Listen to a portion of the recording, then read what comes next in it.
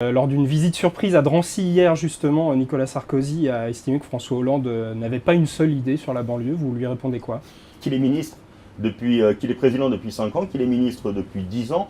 Et vous savez, il faut être sourd pour dire qu'un candidat qui est un candidat aujourd'hui dans l'opposition, un candidat qui, lui, va plusieurs fois en banlieue. Enfin, moi, il est venu pendant les primaires, il est venu à Saint-Ouen plusieurs fois, il s'est déplacé en banlieue près d'une dizaine de fois durant cette campagne, à chaque fois pour rencontrer, pour écouter, et puis pour proposer, pour faire en sorte que ces quartiers ne soient pas des quartiers qui, une fois de plus, soient considérés au travers 2 ou 3 mesures. Ce que François Hollande a dit, c'était beaucoup plus fort, c'est de dire la République, elle doit être partout.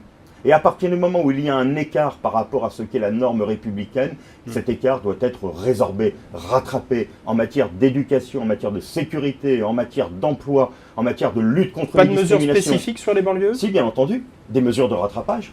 Quand aujourd'hui, je prends 3 exemples, quand aujourd'hui, dans un département comme le mien, en Seine-Saint-Denis, l'école publique n'est plus l'école de la réussite.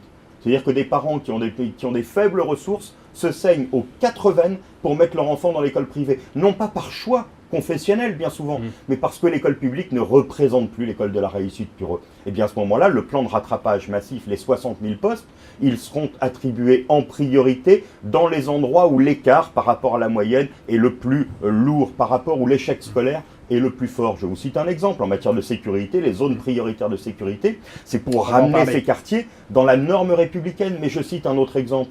Quand aujourd'hui, dans ces quartiers, on n'arrive plus à se soigner, quand on met plusieurs mois à avoir un rendez-vous chez un spécialiste, quand les femmes n'arrivent plus à trouver, à moins de 2 ou 3 mois, un rendez-vous chez un gynécologue, là, il y a un problème. D'abord parce que ça engorge nos hôpitaux, c'est les services d'urgence qui sont congestionnés. Et donc là aussi, il faut des mesures incitatives pour retrouver la norme républicaine. La norme républicaine, c'est que l'on peut apprendre, être en sécurité et se soigner sur tous les territoires de la République. Et c'est ce que Nicolas Sarkozy, malheureusement, n'a pas mis en place. Son échec est patent dans les banlieues.